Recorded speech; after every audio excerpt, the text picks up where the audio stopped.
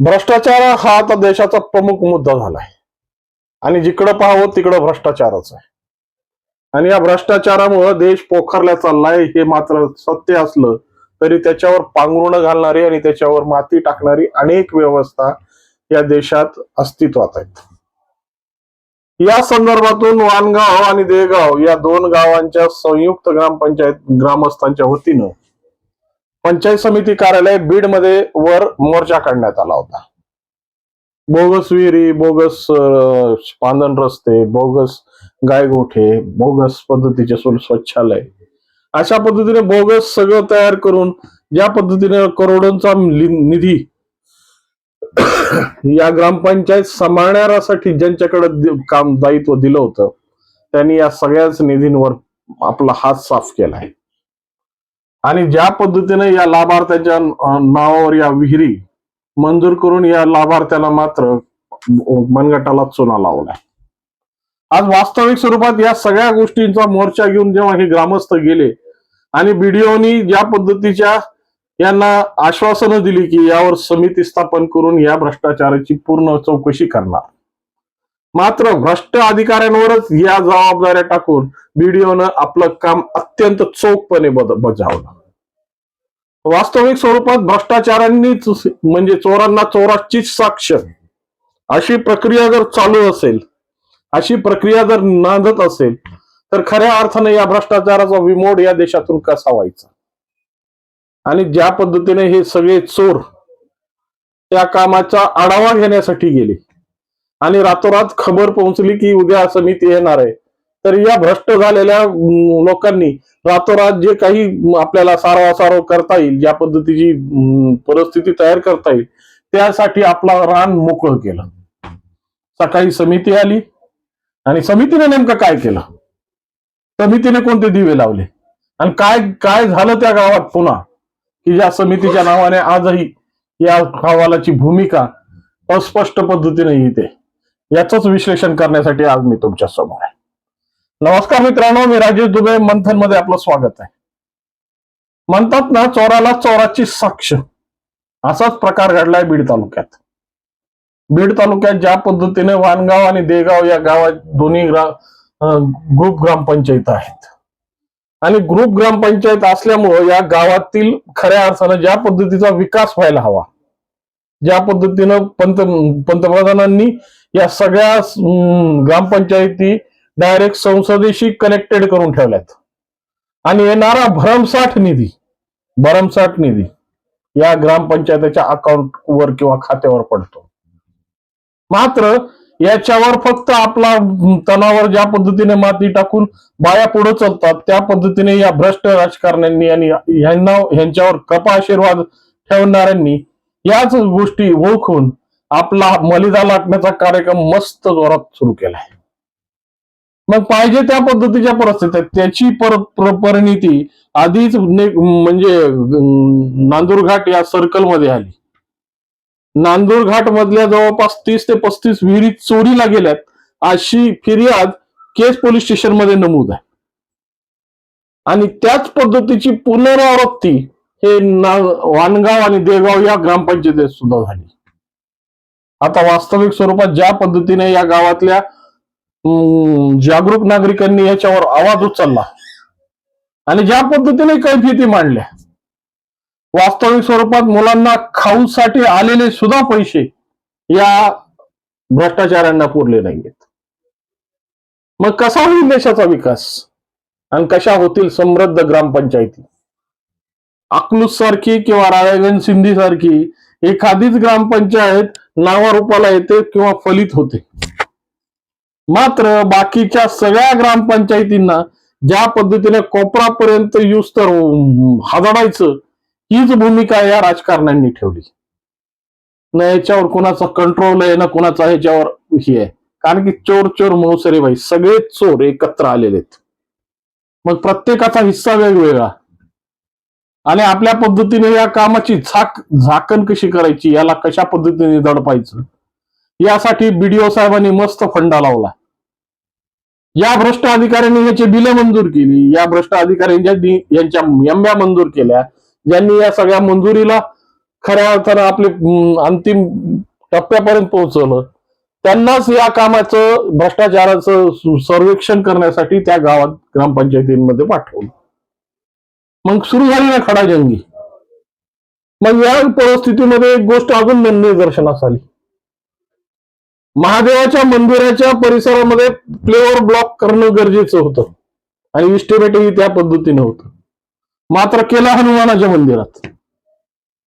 मग ही साराव करताना रात्री मग त्या ग्रामविकास अधिकाऱ्याला त्या ग्राम पद्धतीनं मस्टर कार्ड, त्याच्यावर पुन्हा ग्राम सभेचा ठराव मंजूर कर, अशा पद्धतीच्या कवायती या लोकांनी केल्या. खऱ्या अर्थानं एवढ्या भ्रष्टाचारी परिस्थितीमध्ये आम्ही जगतोय का? आणि सामाजिक परिस्थिती ही इतक्या वेळख्यात सापडली आहे का? खूप मोठा प्रश्नचिन्ह आहे. आणि एका ग्रामपंचायतीची जर परिस्थिती या परिस्थितीत असेल, तर बाकीच्या जर गावात बीड जिल्ह्यातला 1500 का 1600 ग्रामपंचायती आज बीड जिल्ह्यात आहेत, या सगळ्यांचं सर्वेक्षण केलं, सगळ्यांचं जर खऱ्या अर्थानं शाश्वत ऑडिट केलं, तर विकासाला काय म्हणता येईल? आज तिकडून संसदेतून पाचच्या पाईपलाईन पाणी सोडलं जात आहे, त्या पद्धतीने निधी पुरवला जातो. प्रत्येक गाव हे समृद्ध व्हावं ही खऱ्या अर्थानं पंतप्रधानांची इच्छा आहे, मोदीजींची इच्छा आहे.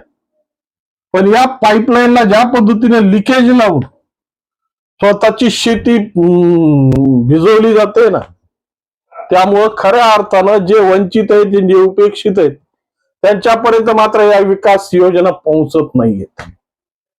यांना फक्त दिला जातो तो आश्वासनाचा अंगुठा, ठेंगा दिला, ठेंगा बॉम्बला म्हणून. आणि त्यांच्या ज्या पद्धतीने या लोकांनी यांच्या नावाने, लाभार्थ्यांच्या नावाने ज्या पद्धतीच्या विहिरी मंजूर केल्या, शेतबी त्यांच्या, विहिरी बी त्यांच्या, मलिदा आणलाय तिसऱ्यानी. मग अशी जी गफलतीची परिस्थिती आणि असे बोगस बिलं तयार करून ज्या पद्धतीची परिस्थिती मांडण्यात येते, ती कुणाच्या जीवावर? आणि त्याला अभय कोण देत? तर याला अभय देतात राजकारणी आणि वरिष्ठ अधिकारी. या वरिष्ठ अधिकाऱ्यांना माहिती काही करा, काय आमचं वाकडं होत नाही, कोणी आमच्यावर बालंट आणू शकत नाही. आणि जॉब सिक्युरिटी ऍक्ट आमच्यासाठी कवच कोंडाला सारखा आहे, काय फरक पडत नाही. झालं तरी काय होईल? सस्पेन्शनची कारवाई होईल. कोणी डिसमिस करण्याची कोणाची ताकद नाही. सस्पेन्शन झालं तरी अर्धा पगार मिळतोच आहे, पुन्हा हे कमावलेले सगळे हव्यासन गोळा केलेले पैसे आहेतच की. अशा परिस्थितीत जर ही शासकीय यंत्रणा जर जगत असेल आणि अशा पद्धतीने जर हे वागत असेल, तर खऱ्या अर्थानं आमच्या देशाची विल्हेवाट का लागणार नाही? मग या शीतावरून भाताची परीक्षा समजून घ्यावी का सामाजिक परिस्थितीमध्ये ज्या 1600 ग्रामपंचायती त्यांचं ऑडिट व्हावं. आजही दुर्गम भागात अशा अनेक ठिकाणी ग्रामपंचायत आहेत की ज्या ठिकाणी आजपर्यंत गाडी सुद्धा पोहोचू शकत नाही. मग विकासाची धुरा तिथपर्यंत पोहोचणार कशी? आणि आज ज्या पद्धतीने आम्ही समृद्ध भारत ही संकल्पना मांडतोय, समृद्ध भारताची एक नवीन परिसीमा आम्ही ओलांडण्याच्या विचारात आहोत. खऱ्या अर्थानं अशा पद्धतीने लिकेज झालेली सगळी व्यवस्था जर पाहिली तर आमच्या परिस्थित्या किती सक्षम आहेत याची खऱ्या अर्थानं उजळणी झाली पाहिजे. मग या सगळ्या गोष्टी आणि सगळ्या परिस्थित्या कशा पद्धतीने आम्ही आमच्या भ्रष्ट राजकारण्यांनी, या भ्रष्ट अधिकाऱ्यांनी कशा पोखरून ठेवल्यात ना, त्याची एक मूर्तिवंत उदाहरण आहे. त्यामुळे वाणगाव आणि देगाव हे फक्त उदाहरण नाहीये, तर आरसा आहे. तुम्हाला आरसा बघा, तुम्ही पैशाच्या मोहामध्ये, 500 रुपयाच्या मोहामध्ये, त्या चपटी बोटीच्या नादात तुम्ही कशा पद्धतीने भ्रष्ट लोकांना बोकांडी घेताय, कसं आपल्या सगळ्या गोष्टी लुटायला यांना प्रवृत्त करतायत. आणि काही जागरूक नागरिक ह्याच्यावर जर पेटले, मग त्यांची हातपाया काढायची भाषा, त्यांना आडवा आडवीची भाषा, त्यांची जिरवायची भाषा, या राजकारणाने याच्याशिवाय काही धंदाच नाहीये. कारण की पैसा होतलाय ना तुमचे मतं घेण्यासाठी, आणि तुमचे मतं घेऊन त्यांनी ज्या पद्धतीची व्यवस्था मांडली, ज्या पद्धतीने भांडवलशाही म्हणजे गुंतवणूक केली आहे ना, ती गुंतवणूक पूर्ण वसूल करणार आहे, किंवा त्याच्यापेक्षा 100 पटीने जास्त वसूल करणार आहेत. आज स्पर्धा लागली आहे प्रत्येक ग्रामपंचायतीच्या निवडणुकीमध्ये सरपंच होण्यासाठी किंवा ग्रामपंचायत मेंबर होण्यासाठी. मग एवढ्या स्पर्धा का? खऱ्या अर्थानं या सगळ्या गोष्टीचं विश्लेषण आता गावकऱ्यांनी आणि सर्व जनतेने केलं पाहिजे. आपल्याच तोंडातून आपला घास हिरावून नेणारी यंत्रणा आम्हाला फक्त चपटी बोटी आणि काही पैशाच्या मोबदल्यात आमचं सर्वस्व हिरावून घेण्याची परिस्थिती ठेवते आणि आम्ही निमूटपणे या सगळ्या गोष्टीला आमचं समर्थन देत राहतो. मग ते खाल्ल्यामुळं कदाचित त्यांच्यासमोर तोंड उघडायची कधी कधी तयारी होत नाही, कारण की मिंदेपणा आहे ना 500 रुपयाचा त्या चपटी बोटीचा. आणि अशा परिस्थितीत जर स्वातंत्र्याची ती सुवर्ण पहाट आम्हाला उजळायची असेल आणि आम्ही ज्या पद्धतीने $5 ट्रिलियनच्या डॉलरच्या अर्थव्यवस्थेत पदार्पण करणार आहोत ना, तर बघा खालचं काय चाललंय ते.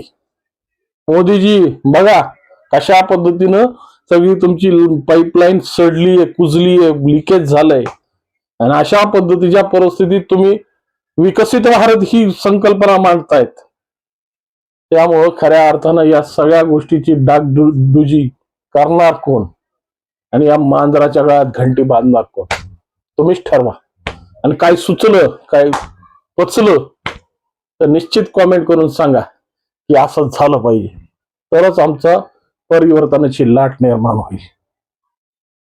आणि यास हे जर भिडलं असेल ना कळा झाला तर नक्की लाईक, शेअर आणि सबस्क्राईब करून मनोबल वाढवा. नमस्कार.